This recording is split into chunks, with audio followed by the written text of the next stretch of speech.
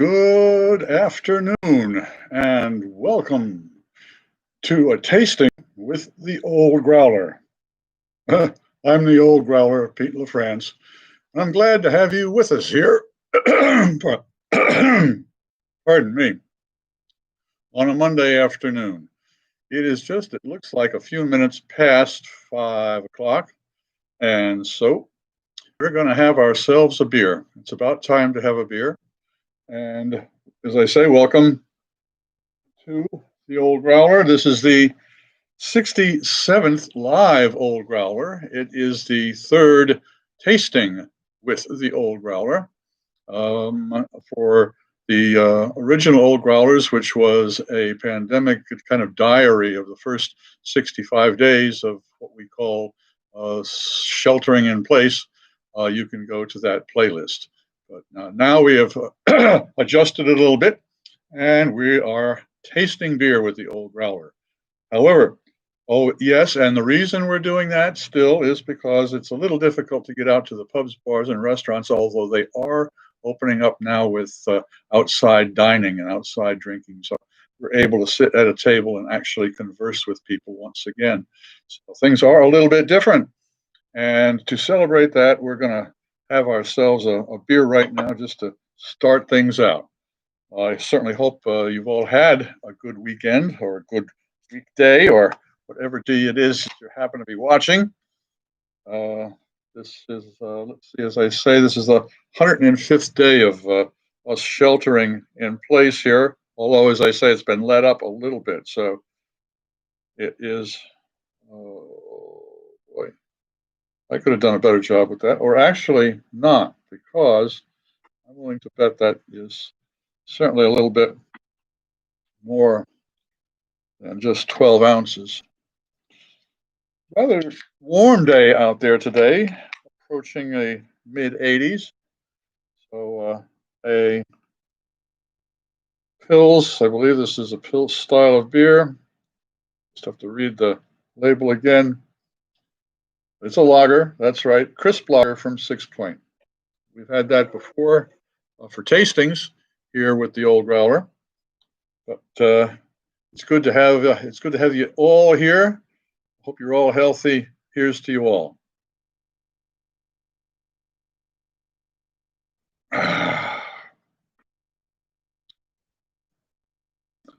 There's something about a well-made beer that is very satisfying, especially after, well, most of the day today was spent doing video editing and some technical writing, but I've been waiting for this for a while. So welcome to you all. And as I said, this is a tasting with the Old Growler, number 3 tasting. And today, I'll just give you a tease. I'll give you a start of this is what we're going to be tasting. It's Tröegs Independent Brewing Nimble Giant Double India Pale Ale. And so that is going to be the beer that we'll be tasting. Now, for those of you who are new, I'm going to just review this very quickly. For those of you who have been here many times, what we do here, this will just take a bit. What we do here is I'm going to explain how we do our tastings. We do not rate beers. We just say if they meet expectations or they don't meet expectations. And this follows along the techniques that we used at tastings at the Henry Street Ale House. And you can find that playlist here on this channel. And that'll give you an idea of a lot of the tastings that we did there. I believe there are about 63 of them, and all of them are really interesting because there were 3 of us tasting, not just one, not just the Old Growler. No, bartender and manager Jerry Scott would be there, Jim Bennis would be there, and there would have to be at least 2 or 3 other people at the bar at the same time. I mean, at 2 in the afternoon on beautiful days, or even kind of dreary days, there was always a reason to stop into the ale house. So we would get there, we'd sit down, and I'd have a bottle of beer or a can of beer or sometimes a spirit. And quite simply, all we do is review the label. We take a look at the label. We know who brewed it.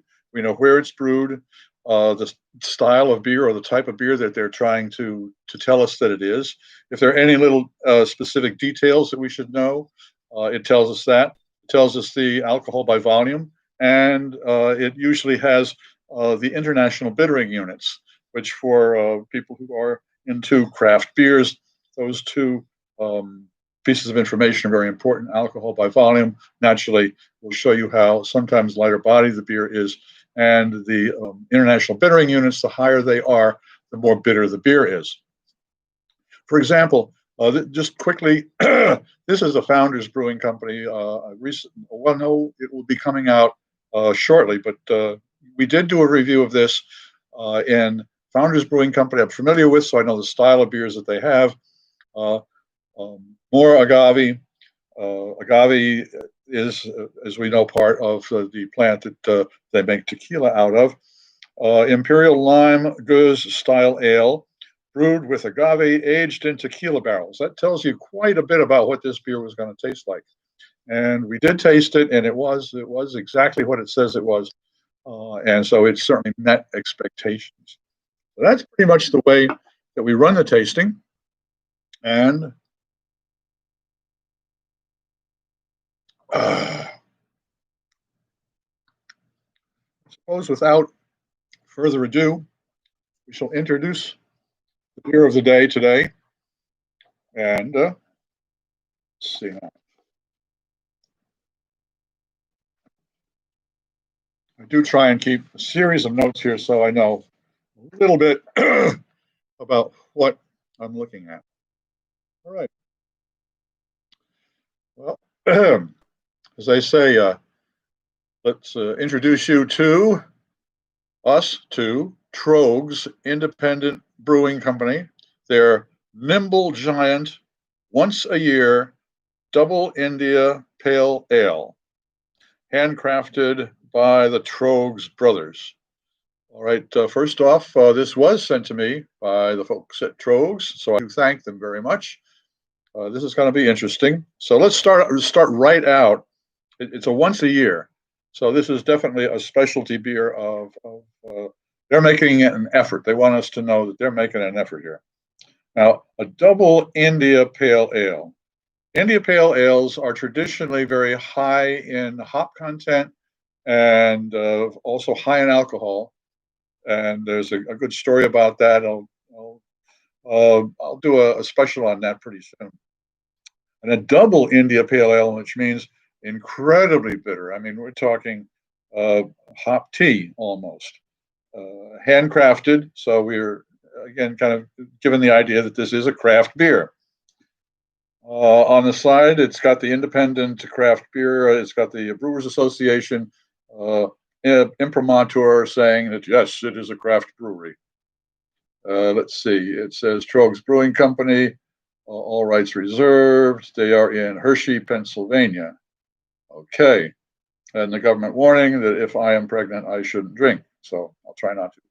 Well, they're pretty straightforward on the side here. It says 9% alcohol by volume, to be served in a chalice. We'll get to that in a second. Color, deep orange. 1 pint, 16 fluid ounces. Once a year. Hops are Azacca, Azacca, Mosaic, Mosaic, and Simcoe, Simcoe. And there's a little bit of it here saying, without sway, there can be no balance.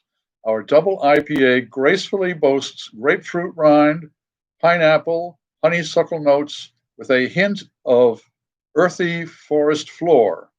Behold the wonder. Well, that certainly is well, it's a buildup, and it tells us that it's a very bitter beer. It's very high in alcohol. It'll be a deep orange color, and it has 3 specific hops that will give it a grapefruit rind, pineapple, and honeysuckle with a bit of the earthy forest floor. All right, well, that's what we have to look forward to. Now let's see if it meets expectations. going to open up that can a good foot away from we're doing social distancing from the computer. It had a chance to sample some beer a couple of weeks ago and didn't like it. All right. Well, we're going to pour. Let's see what happens. And they say use a chalice. Well, I've been using wine glasses for all of the tastings because it doesn't distinguish whether a beer is an ale or a porter or a stout, and it gives all of the flavor, or at least the aromatics coming out of the beer, an equal chance. So that's what we're going to do. Let's pour this in here.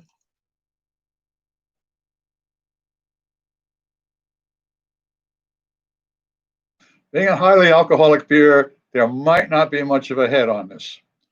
However, it is a respectable looking head. It is would I call that orange? Well, I guess it is. Well, I'd call it copper, but copper is orange, I suppose. So the color is exactly what we expect. The alcohol content we're not going to know about until we have a sip. The hops now, that's the real key.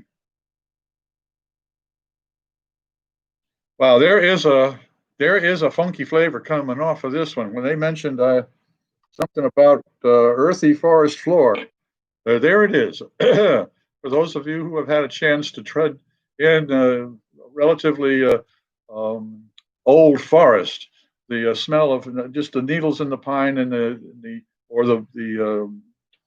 slowly rotting leaves, it is a pungent type of an aroma. And that's exactly what I'm getting off of this. Now let's see what we get in the second nosedive. A little bit less, but I think that's because I'm accustomed to it. So let's have the first swig.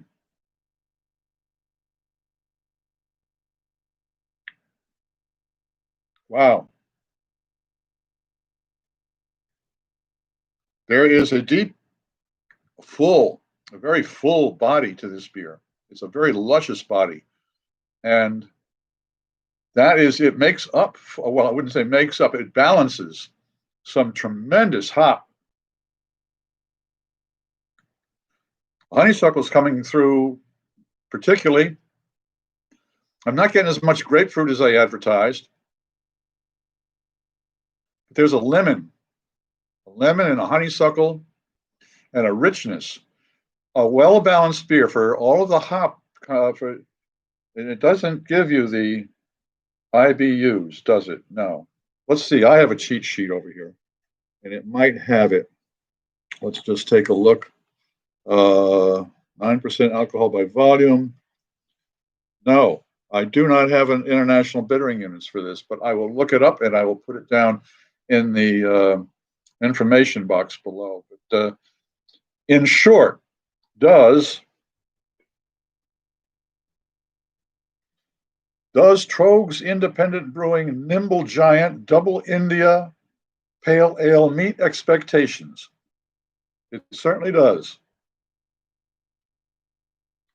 Yes, it does. Not only does it meet expectations, it exceeded it a little bit. It exceeded it a bit by having the balance that was necessary. I was expecting a hop tea, so definitely the Nimble Giant meets expectations. I'm the Old Growler, hoping all of your beers meet expectations.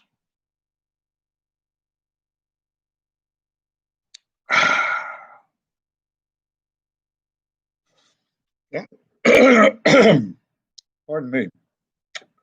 Well, grant me executive clemency. I'd like that a lot better. If you pardoned me, that means I had actually committed something wrong. Executive clemency just says bye-bye. Thank you. A little bit of totally useless trivia. I thank you for the thumbs up. I really do. In fact, for those of you who were here with the tasting and are still here, I really would. If you enjoyed this, please give us a thumbs up. If you'd like to, please subscribe. I would really like that. And if you subscribe, don't forget to click on the bell icon down there, and that way you will know when all of the Old Growler goes live. Well, at least goes online. We will be live for the for the foreseeable future on Mondays and Fridays at 5 o'clock. And Tuesdays, Wednesdays, and Thursdays will be recorded presentations, and they will include tastings and some essays. So look forward to those. As I say, click on the alert bell down there, and you won't miss any of the Old Growler. Thank you. Thank you. Oh, well, 2 more thumbs up. Wow, I do appreciate that. Here's to you.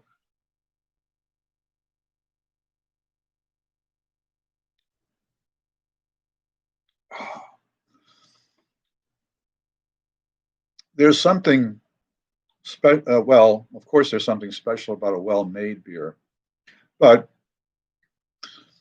to be able to understand a beer and to understand that it is well made, not only that it tastes good or is appealing to you, but there are particular aspects of anything, I suppose, whether it is a beer or whether it is a piece of furniture or, pardon me, whether it's a hat, the quality that goes into it, the thought that goes into it, is as important as the object itself. Things that are not thought through, and believe me, I've had many beers that were simply just not thought through. A brewer said, "Well, this is an IPA. An IPA an India Pale Ale is supposed to be very hoppy and very alcoholic." Well, they paid no attention to the whole malt flavor, and of course, as I used the term a little earlier, they ended up with hop tea, which was not an IPA, but no thought went into it. However, when you do have something that thought has gone into, that in design, there can be mass-produced things that thought went into. The design in the Museum of Modern Art of the Tupperware. At the time, the design concept was marvelous and still is, except that there's now been some changes. In fact, Tupperware was, in fact, probably still is a lot better than some of the material that's being used because it is reusable. So there was something that, and I must say, Anheuser-Busch's Budweiser was well thought out, and it is well executed.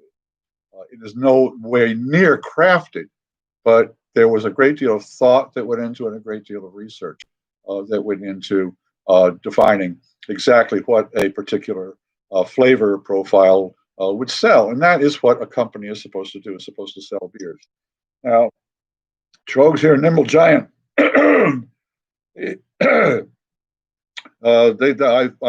if they want to use any of this video to say that their beer is good, well, it wouldn't bother me at all, because it is, and word of mouth is the best way to sell something.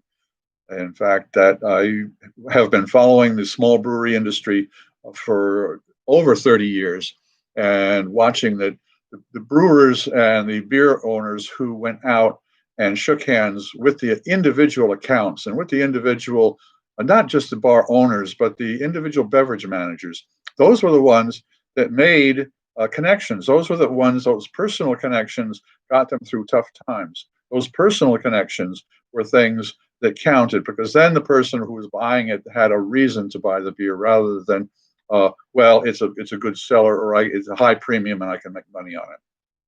He knew the person who made the beer.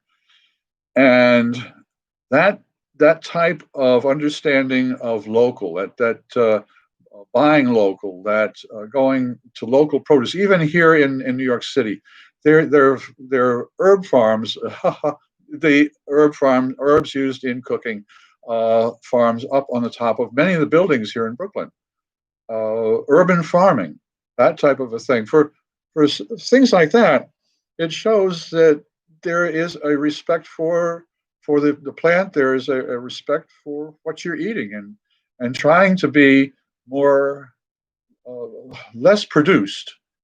And for beers, it led the way. The small breweries led the way for the farm to fork concept was helped along by small breweries just like this. So I salute them all.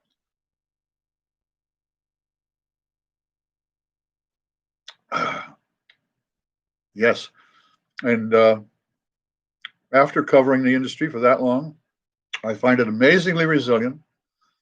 And so when people ask me these days, particularly with this pandemic, as to how do I look at what is happening in particularly the craft brewing world, I simply point to the resilience.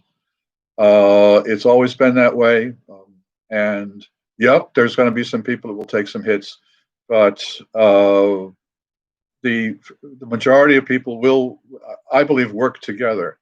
The small breweries have always been kind of more collegial than anything. I always liked going to, instead of the Great American Beer Festival, I would go to the craft beer conference because that way I could get to talk to the people who were producing the beers. And it was such a collegial group of people when many, I would say 10 years ago, when there was a hop crisis, one of the larger small breweries started just giving hops away to other breweries that needed it. And it's that type of thing that I think is going to come across in the next few months for sure, and has been coming across, and will I think give the industry an elasticity that it needs and that it certainly deserves to have. Well, I will get off my soapbox and I will get back to beer. And I take that back. When the light falls a certain way, this is an orange beer. It does. It looks orange. There is a color chart, and I believe it's called an SRN chart, that grades beers as to the different colors that they are, all the way from like almost opaque black of a stout to almost a light straw color.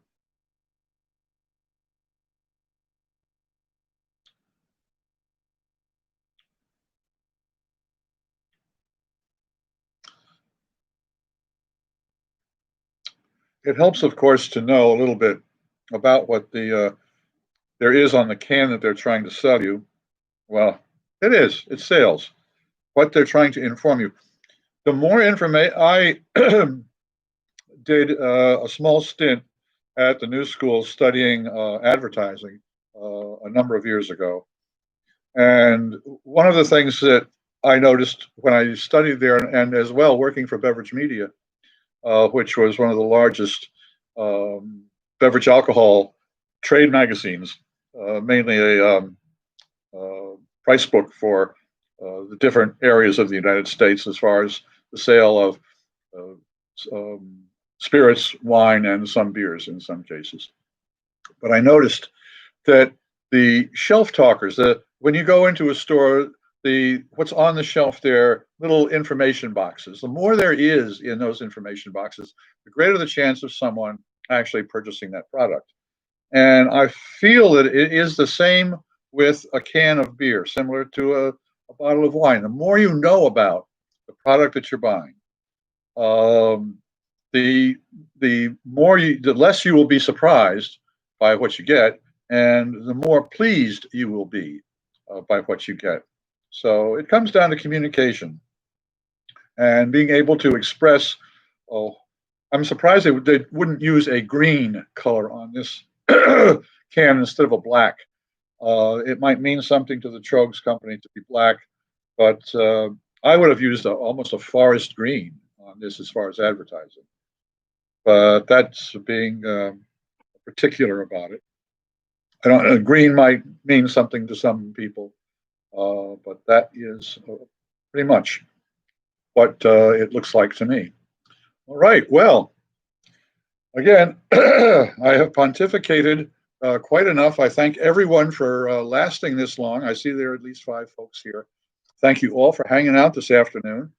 For those of you who are still here and are new, please give a thumbs up, at least subscribe. We would certainly appreciate that. And if you subscribe, don't forget to click on the blue bell icon there, which will alert you to every time one of the old growlers goes hot on this site.